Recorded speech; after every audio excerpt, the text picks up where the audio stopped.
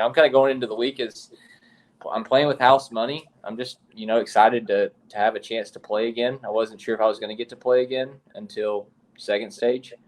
So I'm just going to go into it, there's nothing to lose.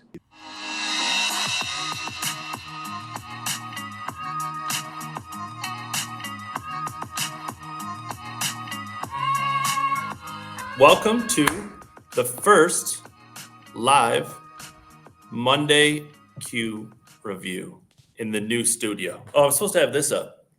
Look at that. There it is. There it is. Mark? The lights are on. Thanks to Perrin. We're back. Zack will be joining us here. Zack Fischer, Brett White will be joining us. Mark, quickly, we'll go to you. Q School coming up. How are you feeling? I am feeling optimistic. All right. My game seems to be steadily improving, and I got in contention at an Asher Tour event recently. So, what's not to be optimistic about? Yeah. How did you feel about the Ryder Cup? What are your thoughts? Oh. Your takeaways? Do we really want to get in? It's too late. We're just going to wait for Zack. It's just too much. It's All too right, much. Too much. Fair enough. There's too. I just tweeted. Some guy just tweeted that I need to worry about staying out of people's wallets, and I just quote tweeted it and said, "Xander?" ? It's just unfortunate that this is what comes of it. I think there's a healthy debate about whether players should be compensated differently or in some way, but it is not the week to do it. It takes away from an amazing event.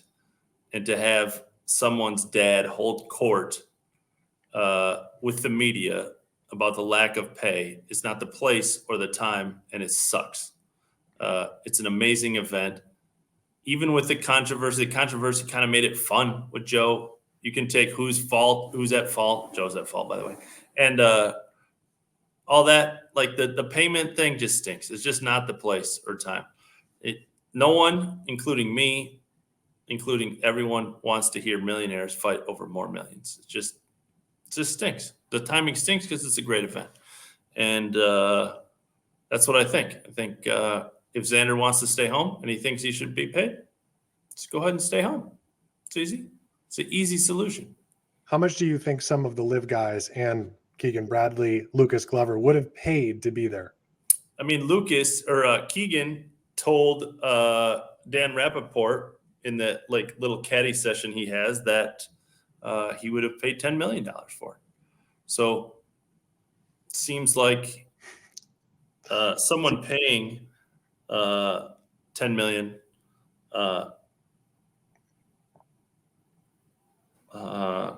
to be on the team and someone who wants to be paid millions,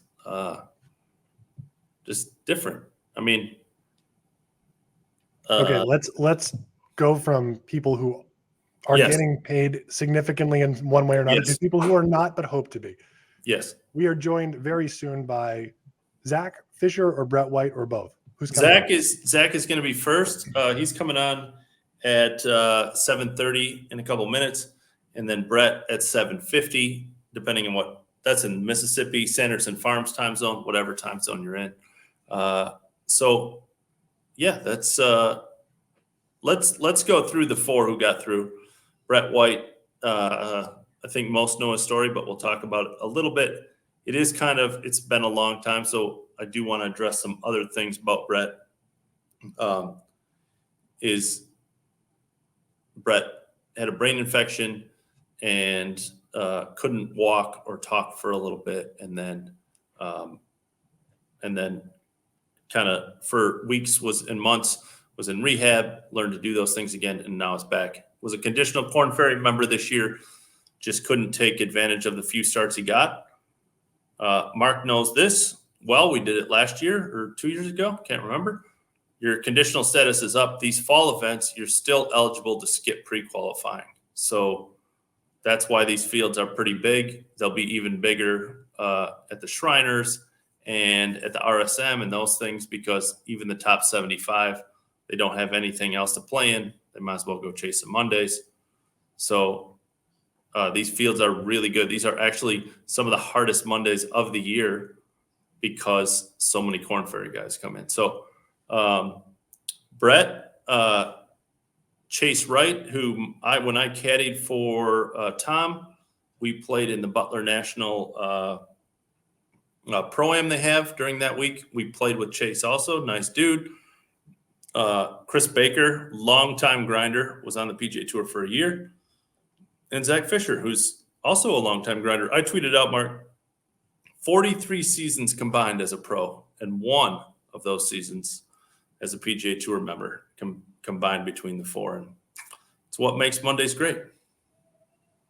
There's so much to love about it. And all these players need every opportunity they can get in the fall to be ready for Q school. I mean, anybody who gets through now is certainly hoping that they look, a made cut does a lot for you. You get to essentially skip any pre-qualifiers. Now, if you have status, you already get to do that. But Ryan, here's a question that I have. With the new schedule, with the season ending at the end of the fall series, if you make a cut in the fall, it will not transfer over to next season, correct?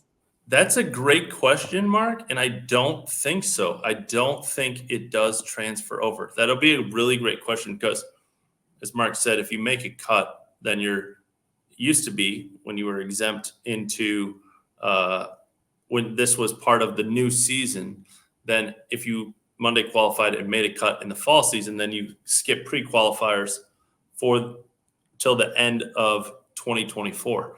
And it's so huge. So I would assume not because they're going to a true season, but it's a very good question. I would assume not. And it takes a huge incentive away from these fall events for sure, for guys with no status.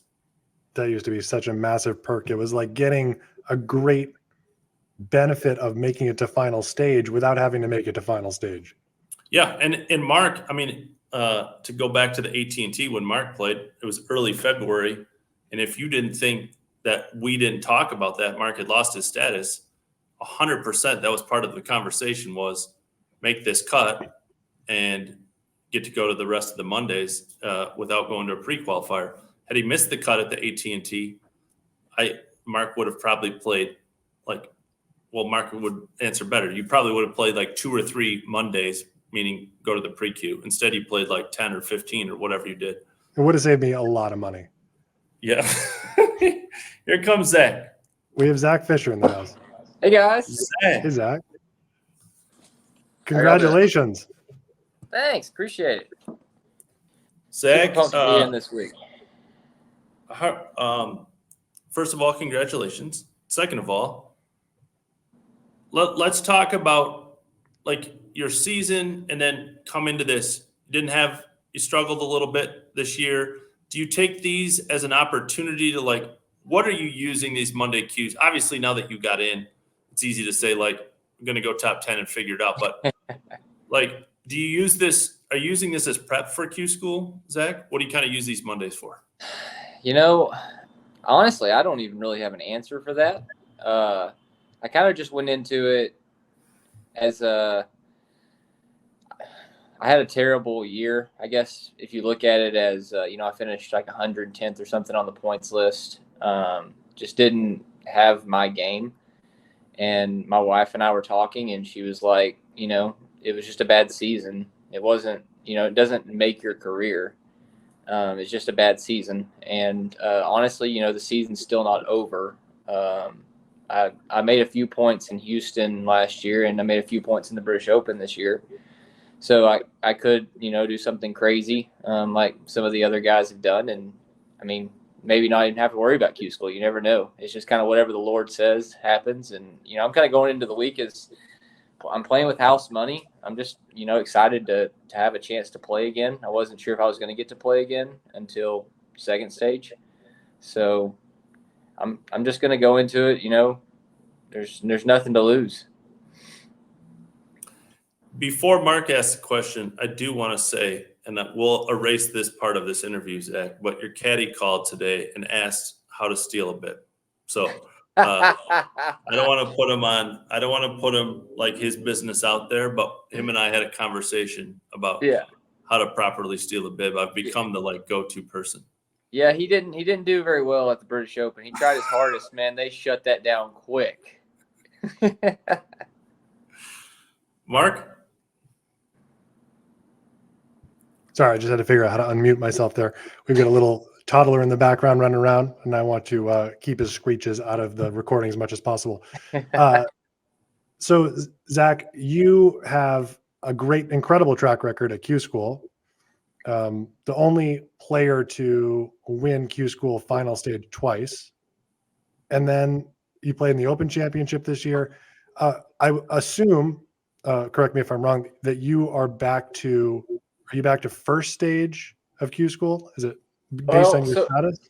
So fortunately, when I won in Argentina, that was a Latin American event, and they didn't have very many events this year. And so I was bouncing around. My buddy Peyton Wilhoit was watching, and at their final tournament, and if a guy, I don't know who it was, but he would bogey a hole or he'd birdie a hole, and I'd move 26, moving back to 25, and I ended up finishing 24th. So I moved up high enough to where I get to go to second stage this year, which is, I mean, that's a big deal because I don't think I was going to be ready mentally to play in, next week or the week after or the week after. It was going to be really hard because, I mean, I was pretty devastated after missing the cut in Columbus. I mean, I had to top 4 or something crazy to get to the last tournament. But when I missed the cut by 1, it hurt really bad. And it was a tough way to end the year, missing 5 out of the last 6 cuts. And I didn't feel like I was playing that bad. I told everybody, I said I could shoot even par on any golf course in the world. I mean, whether it's the Open Championship or Springfield, Missouri, I was going to shoot even par. And it's just one of those things. So it just, like I said, it was a season, and I'm hoping that, tides are turning. Yeah. Shooting even par in Springfield, Missouri, and even par at the Open Championship, dramatically different outcomes. But that's something that's really interesting. And you can be the type of player who goes out and plays really steady and solid and misses cuts on the Korn Ferry Tour. And then you take that same game, that game might be a game that doesn't make a lot of mistakes and excel at the next level because the conditions are just a little more difficult and more penalizing when you hit a bad shot or short side yourself or get in the rough.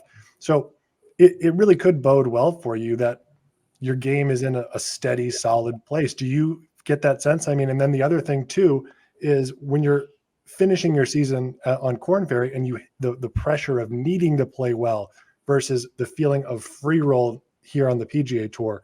Can you talk about how that weighs on you or how you're going to use that to, your advantage this week? Yeah, that's a perfect point. I mean, Mark, I know you know that firsthand. Just the fact that I wasn't trying to put pressure on myself coming down the stretch on the Korn Ferry Tour. I'm trying everything. I'm saying all the right stuff. I'm trying to, make myself believe that, it's not a big deal to lose your status. But I've been on the other side of that for 4 years where I didn't have it. And, I'm 34 years old and I'm putting all this stuff. And so it's just more anxiety and more pressure. And then once the season ended, it was it's over. I could breathe. It's even though I didn't make it, it's take a couple of days and, you lick your wounds and you go right back into battle. And I love golf. I can't stay away from it. I want to go out and play. And whether it's, playing with the members at Pleasant Valley Country Club or, going and playing, a really nice course or playing tournaments. I just enjoy golf. And once the season ended, I took basically a week off and then went right back out there. And all of a sudden I was man, I feel like I'm freewheeling it. And then today in the qualifier, I just kind of was if I don't qualify, I'm going to get to go home. It's a 4.5 hour drive back home. If I qualify, it's a 4.5 hour drive down here. My family's going to get to come down here. Either way, it's going to be great. And I'm trying to take that attitude into this week. And, it could be really difficult if I get off to some great start, through 2 rounds. And it's hard to, make it to where that the trying to care, but not care. I don't even know how to explain it. caring about not caring, I think is what I was trying to say. But that's the way you play your best golf, is just whenever you're just free and you don't have any sort of pressure and no anxiety. And whenever I won Q schools, both the Q schools, like I had the same feeling where it was just easy. Like I'm not caring what's going to happen. Either way, I was going to have status on the Korn Ferry Tour, and like I just knew it, and I'm just chill. And I'm going to try to do that this week and see what happens.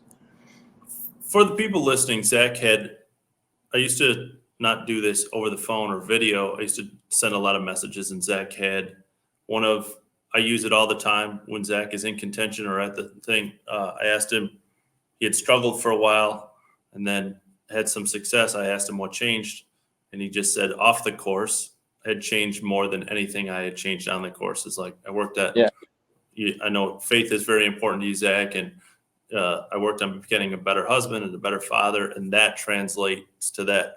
So just speak on it a little bit, Zack, like what off the course, like especially when you're struggling, when you've had a bad season, it's hard to not take that home, but you like off the course helps on the course, right? Oh yeah, absolutely. And I think your point is like it hits it like right exactly what I'm like was trying to say whenever I said that message. And honestly, I almost like want you to post it more often on Twitter just so it can remind me, because I'm like, did I say that? Because it's like it almost makes you feel guilty again. You're like, wait a second, like this is what I was feeling, and I was playing great golf, so maybe I need to go down that route again. And that's kind of what happened. In the week I had off, I went, I got to get back into our church, and heard a great message, and just felt like the Lord was like telling me just to let go. Like, I got this. Like, whatever happens, it doesn't matter in the grand scheme of things. It doesn't matter in the scheme of eternity. Like, it's just all about, glorifying Him in everything you do. And if you do that, like, there's no reason to be disappointed, or because He's got it all mapped out anyway. And like I said, it doesn't even matter in the grand scheme of things. And I lose that. Like, I think everybody, as believers, they lose that. And that's just part of, Satan trying to get in our heads or whatever. But it's something I need to be reminded of. So maybe you need to post a little bit more about that, Ryan. You're not thinking about that coming up on Friday on the cut line. You're just like, man, this is miserable. Yeah, that's tough. All right. Sub 70, we'll talk a little bit about Jason. I try not to give him too much publicity. I'm just kidding. He's been a great dude. He's my first sponsor I ever had. And he's the whole reason you're the reason that Jason and I got connected. Yeah. Because I saw a post that you made. Yeah. And so Zack plays sub 70s. Jason went to the Open Championship. Just been a huge help to me. I wouldn't probably be here if it wasn't. I was like, people are really going to give me money to talk about stuff is crazy. So thanks to Jason. Zack, Michael Riley has a question. Michael's a longtime listener. He said, should the Korn Ferry Tour make an attempt to choose courses and setups that don't reward such different play than the PGA Tour does? Is it even possible? I mean, that's a question above my pay grade. I don't necessarily think that the golf courses that the Korn Ferry plays are that much easier. I mean, some of them definitely are, but it's just based upon the time of the year, and the golf courses can't get firm and fast. And so, like Ohio State last week or week at whatever it was, 3 over was the cut line. Well, if you go back in August, which was last year, I think the cut was like 2 or 3 under. So just because it's softer and, it's hot, and I'm sure Evansville this week will be diabolical because it'll actually be firm and fast. And I think the cut last year was 2 under. I mean, I'm going to go ahead and mark it down to being like 2 or 3 over. Like, it's going to be hard. Even though there's no cut, like, it's going to be brutal. Yeah. So it's just based upon the time of the year. And that's something that, the Korn Ferry Tour struggles with. Just you're trying to get a tournament to match with a date, and then, trying to get a sponsor to go with the tournament and the date. Like, it's a big it's just tough. I mean, it's a tough job. And I think Alex Baldwin's doing a great job trying to listen to us and, get feedback from us. We do surveys every week, just trying to see, what they could possibly do better at each event. And I mean, honestly, I think the Korn Ferry Tour is in a really, really good spot with her. Zach, take people behind the scenes of a scramble after you Monday qualify. How did you find a place to stay?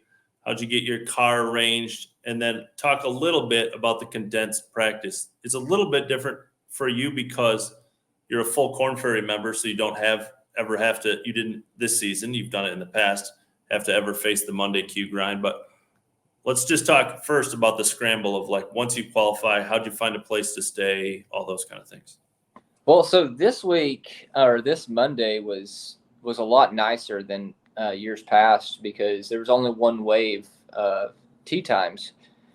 So I got done, I don't know, it was probably 12:30, 12:45. And then by the time I got the notification or, waiting for the last tee time to come in, like it was like 3 o'clock.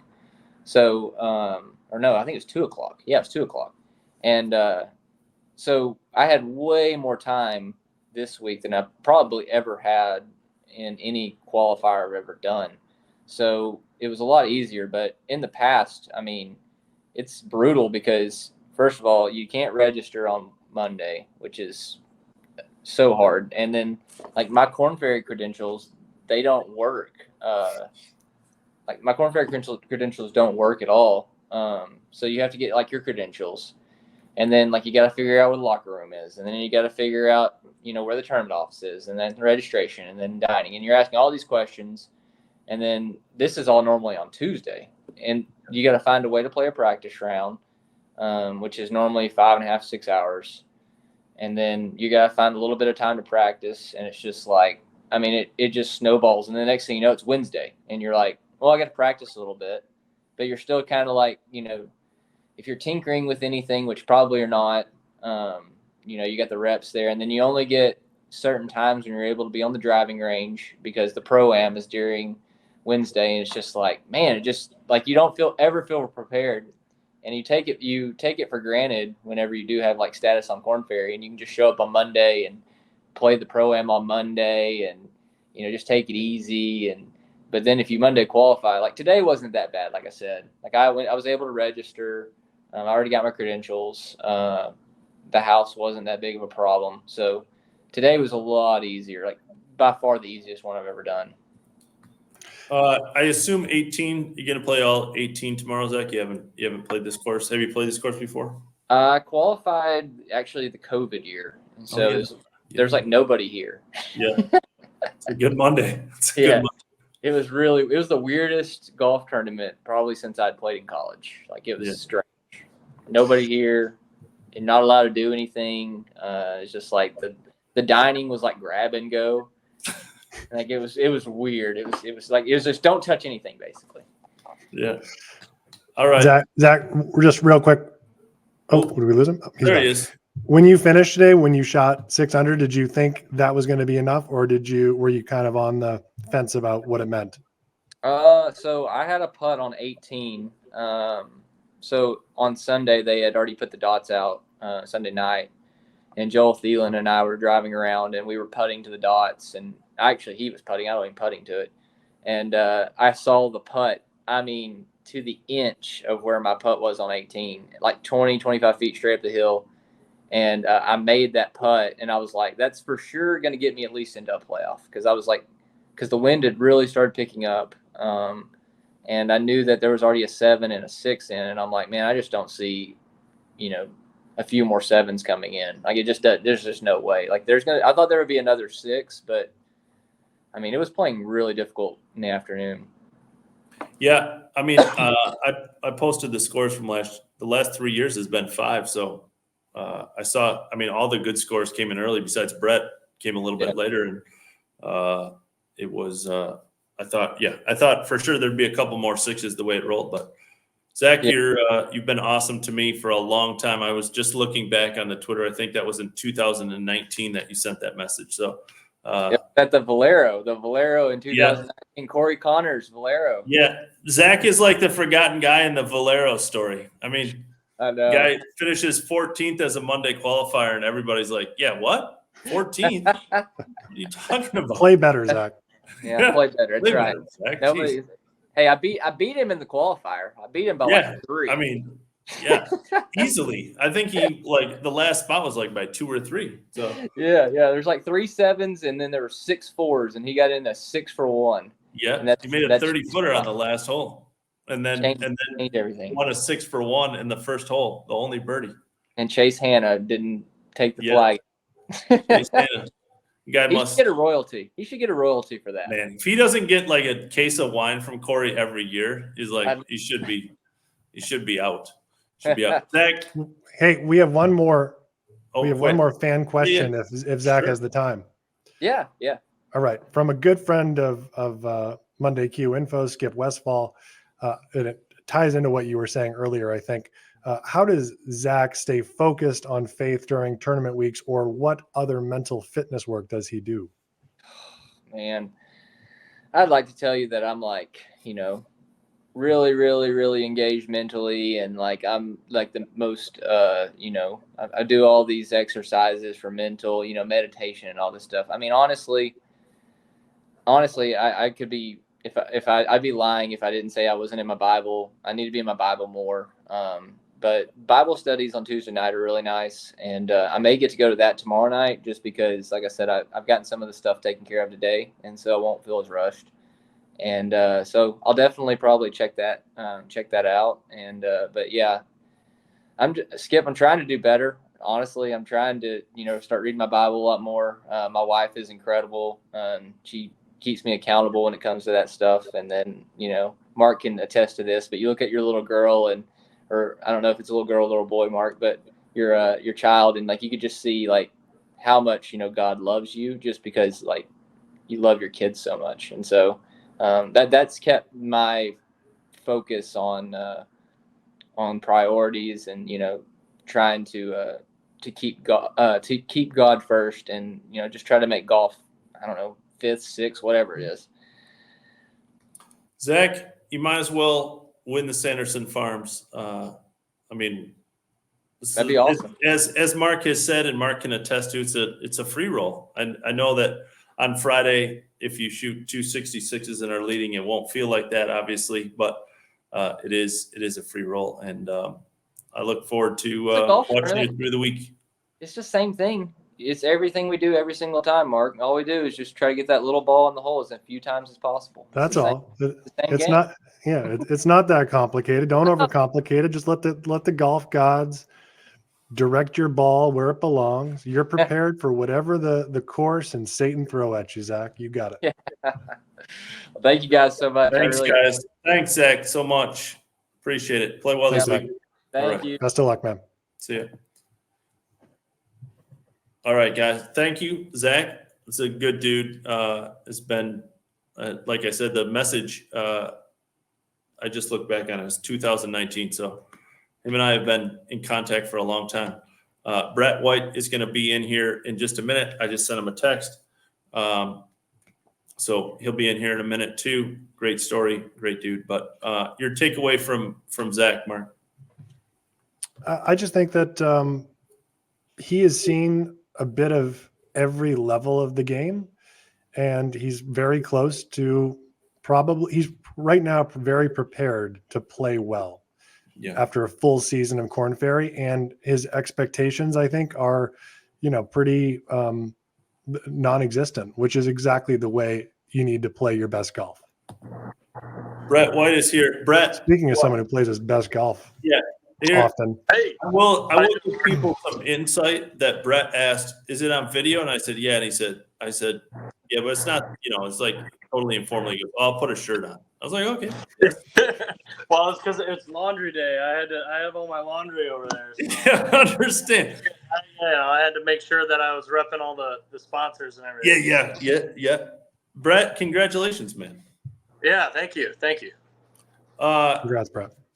I talk every time I talk to Brett, I talk about his story. So I've committed to not talking about his story. If you don't know Brett's story, it's on my Twitter page probably 60 times.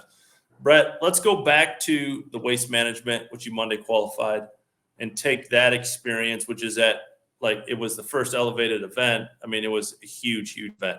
obviously 16 and all of those things. What can you take from the waste management that you can translate to this week? Yeah, I mean, the waste management was like, I mean, it was an awesome experience. It was, not only was it a huge event, it just had a lot of buzz. Like, it was a huge event for me because it was my first PGA tournament, but you know, it was an elevated event, like you said. There was a lot going on that week. But me personally, I was really happy with how my nerves were. I mean, there's tons of people, all that stuff. Like, I was happy with how I conducted myself, how I was committed to every shot. You know, the results didn't, you know, weren't exactly what I wanted, but I took a lot of positives away from that week that, you know, I'm hoping to roll into this week. Brett, we talked to Zack about it, but we'll ask you, have to go back to first stage unless something happens this week. Is this, like, I know we said the same thing to Zack, and Mark knows obviously better than I do, is there's no such thing as a true free roll in golf, but if there is a thing, it's kind of like this. There is a no-lose situation. You miss the cut, you go back to first stage. If you play well and catch lightning in a bottle, things can happen. So is this the most comfortable feeling you can feel, but although still feeling some pressure? Yeah, I think so. I mean, I don't know. As a Monday qualifier, you go in, you know, you're a little bit happy to be there, and then all of a sudden, you know, like 12 hours later, I'll flip to, all right, let's put some work down. Let's really go out and see what we got this week. You know, I'm just happy, you know, like you said, with first stage coming up. You know, I'm happy to go and test my game and all the work that I've been doing in a high pressure situation, high pressure environment. So no matter what, I mean, I expect to play well this week, but no matter what, I'm going to be drawing some positives, or I'll have, you know, this in my back pocket for Q school time, which, you know, more rounds under pressure is gonna be good. Brett, I'm just looking at your scorecard here. Looks like 2 eagles today. And my question here, very important and serious, is when you beat Ryan 8-6 in the Monday Q versus Monday Q match, do you think that fueled this performance? You know, I think it did. You know, we went out. We were in Houston for the Mexico Monday qualifier, and we did that, and it was so fun. And it was his first one, and I'm like, man, you know, I'm sorry I had to beat you so bad, but Wow. you know, I couldn't stop making birdies. You know, sorry, Ryan. But yeah, that match, you know, it's very similar to Ryder Cup pressure. Yeah. And you know, so I'm 1-0 in match play. I don't know. Yeah. For those that are listening, there is a show coming out called Monday QInfo. I play Brett, and the first hole, like, just insight into pro golf and how good the guys are that are out there playing. Like, I'm an okay golfer, and the first hole was into the, like, there's a 10, 15 mile an hour wind into our face, and it was like 459 par 4. And it's like, what am I doing? And what? I told you not to play the tips. Yeah.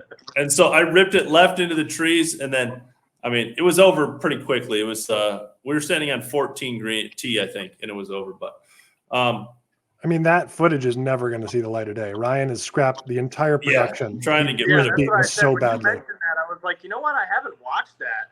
Yeah. Oh yeah, it might have been because I drummed you. Yeah. Brett, talk a little bit about Carey. A lot of people are always interested in the financial aspect of golf and how it works and kind of what it's done for you. Yeah, Carey. You know, I just happened to find them or play with. I played with a guy who was a Carey athlete last year on the Canadian Tour. After I lost my card, I went back and played on the Canadian Tour for a couple events to finish out the year. And you know, I asked him about it. Hey, what's this all about? Is it legit? Because sometimes, you know, when you hear things like, oh, they're going to raise money, and it's you know, if it sounds too good to be true, then it usually is. But you know, Donnie, I talked with Donnie, Donnie Dotson, the founder of Carey, and just talking with him, and you know, he's a good dude. Knew he was going to put his best effort into it, and they raised a bunch of money for 10 athletes, and yeah, I mean, it helps out a lot. definitely. Paid for Q school, paid for a lot of my Monday qualifier, paid for a lot of Canada expenses throughout the year, and conditional status on Korn Ferry Tour is not fun, nor is it cheap. So that definitely helped out a lot. Yeah, that's. That's. Can you translate any of the pressure, Brett? For those listening, if you have conditional status, your starts are here and there, very spread out. You usually find out for Brett like Tuesday or like late in the week that you're going to be in. You get there. Can you translate any of that pressure to this, Brett? Like that you, or maybe learn from putting too much pressure on yourself in those events to this? Yeah, a little bit, because both times, maybe you're not necessarily planning on playing the event. You're hoping to play the event. So once you get in, it's just a little bit more of a condensed week. Same with Monday qualifier, same with getting a call on Monday night and flying in on Tuesday. You're only getting one round. You might be on little sleep, all that kind of stuff. But definitely, don't put too much pressure on yourself. I think I did that this year in Chile. It was my only start in the first 8 that I got in. And as Mark, as you know, if you make the cut in the first 8, one event in the first 8 on the Korn Ferry Tour, you're probably going to play at least the next 8 and have an opportunity, to play a full year out there. So I definitely think I might have put myself under a little too much pressure, or just played too aggressively, trying to make a move when really all I needed was a cut. I'm learning. I've learned from that situation and learned from a couple of those last minute type deals. This week I feel very comfortable. I'm sure on Thursday I'll get a little butterfly in my stomach on the first hole, hit my first shot, and then away we go. It's going to be golf as normal, but I've definitely learned a lot, waste management, Korn Ferry events, all that stuff. Just waiting to make the next step. Brett, what will your next 2 days look like in preparation? And does it give you added motivation that the trophy for this, you'll be able to hoist a giant cock over your head? Definitely, yeah. But my next 2 days, so tomorrow I'm going to play 18 holes. I'm going to go get a good warm-up in, play 18 holes, and really try and figure out the golf course will be my only opportunity. And then Wednesday will be a lot of short game work, maybe a few numbers things. Like Arizona and Scottsdale is a little different because it's different climate, higher elevation, the ball goes further. Here is a little bit more like home at Houston. So I'll have my numbers. It's a little less stressful, less work, more feel the next 2 days. So I'll get a good look at the golf course tomorrow. Maybe I'll hit a couple tee shots on the range on Wednesday that I might need, whether it be some sort of slap cut or high over a tree or something. Other than that, hopefully just my regular practice work, getting my drills in, getting my putting work in. I'll definitely spend some time in the bunkers here because tour stand's always a little different. It's going to be a lot of just getting comfortable with the conditions after I see the golf course tomorrow. For those that don't know, Brett's sister, Sarah, is a professional golfer, plays on the Epson Tour. I don't know if I've ever asked you this, Brett, so I apologize. What do you guys play a match? And if so, what do you play? Let's see. Our schedules are so crazy that we probably only played a handful of times over the last 4 years. Probably 15 times over the last 4 years we played together, which is crazy. I'd love to go, play golf with her more regularly. But she's at the Tour Championship, Epson Series Tour Championship this week, so it's going to be a big week for both of us. Our matches, I usually, I don't know, she tees off somewhere like 6,600 yards. I'll tee off from the tips, and it's game on. Let's go. I'm not letting her win. I don't want to lose to her or anything. So she's beat me. And for those listening, Sarah's like a straight bomber. She's just she rips the ball. So 6,600, she probably had. Brett hits it long too, but from 6,600, Sarah probably has an advantage. She's been the longest hitter on the Epson Tour for the last 4 years. Her average is crazy because it's probably close to mine, like her driving average. But yeah, it's she's got a lot of talent, and I'm hoping the best for her this week. We exchanged some text messages today for sure. All right, last one. Get some. Skip asked, after Sanderson, what will your Q school preparation? I'll answer it, Skip, for him before he answers. It's to win and never go to Q school again. That's his preparation. That's the plan A plan. Definitely. Win and never have to deal with a Q school again. That'd be awesome. But let's see. I'm signed up to do the Shriners next week, Monday qualifier. Still up in the air whether I do that or not. But then I got 2 weeks. October 24th to 27th is my Q school in Houston. Next 2 weeks, I'll probably take a scouting trip up there once or twice, depending on how I feel after the first time. I want to get a feel for what the green shape is and what the speeds are and stuff like that. But I played the first stage at Walden on Lake Conroe last year and got through. So I think I have a good game plan. I know the golf course from playing some APT Winter Series events there as well. So I have like 15 to 20 rounds out there, and that's kind of a golf course that it's goofy, it's small greens, it's a lot of dog legs, and course knowledge is paramount there. So I feel real comfortable with first stage, but it's just going to be my Q school prep is, it kind of slows down, your schedule does.